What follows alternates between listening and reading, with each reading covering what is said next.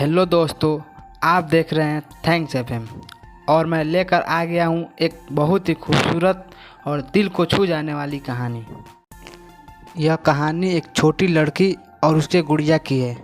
एक बार ज़रूर देखें। एक दिन की बात है। आरोही सुबह पार्क में टहलते हुए जा रही थी। तभी उसे एक रोती हुई बच्ची मिली। आरोही ने उसे रोने का कारण पूछा तो लड़की ने बताया कि वो जिस गुड़िया से खेल रही थी वो इसी पार्क में कहीं खो गई है। आरोही ने उस बच्ची को उसकी गुड़िया ढूंढ लाने का आश्वासन दिया, जिससे वो बच्ची चुप हो गई। आरोही ने गुड़िया ढूंढने के लिए समय मांगी और फिर दूसरे दिन गुड़िया लाने का वादा करके वहाँ से चली गई। पर गुड़िया ना तो आरोही को मिली और ना ही उस बच्ची को। आरोही ने गुड़िया की तरफ से एक काल्पनिक पत्र उस बच्ची को लिखी और जब वह बच्ची पार्क में गुड़िया पाने की आशा में आई तो आरोही ने वह पत्र उस बच्ची को पढ़कर सुनाया। पत्र इस प्रकार था: कृपया रोना मत, मैं समय समय पर गुड़िया के बारे में तुम्हें लिखती रहूँगी, बस तुम रोना मत।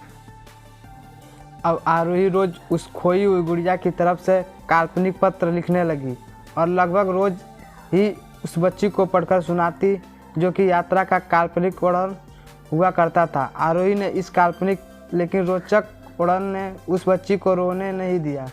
वह खुशी खुशी अपनी गुड़िया की घुमक्कड़ी के किस्से सुनाने लगी।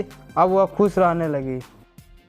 एक दिन जब काफ़ी कहानियाँ हो गई तो आरोही ने एक दूसरे गुड़िया उस बच्ची को लाकर दी। जाहिर है वह गुड़िया बदली हुई थी। उस बच्ची को अपनी खोई हुई गुड़िया जैसे नहीं लगी तो वो आरोही की ओर देखने लगी। आरोही अनजान बनते हुए गुड़िया से चिपकी एक चिट को निकाल कर पढ़ने लगी। उसमें लिखा हुआ था, यह मैं ही हूँ, तुम्हारी वाली गुड़िया जो पार्क में खो गई थी। दुनिया भर की लंबी यात्रा की वजह से मैं थोड़ी बदल गई हूँ। बच्ची को इस गुड़िया और आरोही पर विश्वास हो गया। वह गुड़िया लेकर घर चली गई। वर्षों बाद जब वह बच्ची बड़ी हो गई तो एक दिन वह अपनी अलमारी में कुछ ढूंढ रही थी तो उसका ध्यान उसी गुड़िया पर गया जो आरोही ने उसे दी थी। बचपन की बातें याद करके वह हंसने लगी। उसे सब समझ आ चुका था कि आरोही ने कैसे उसका मन रखा।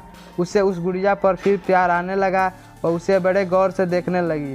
तभी उसकी नज़र गुड़िया की फ्राक की आस्तीन में छुपे एक छोटे से पत्र पे गई।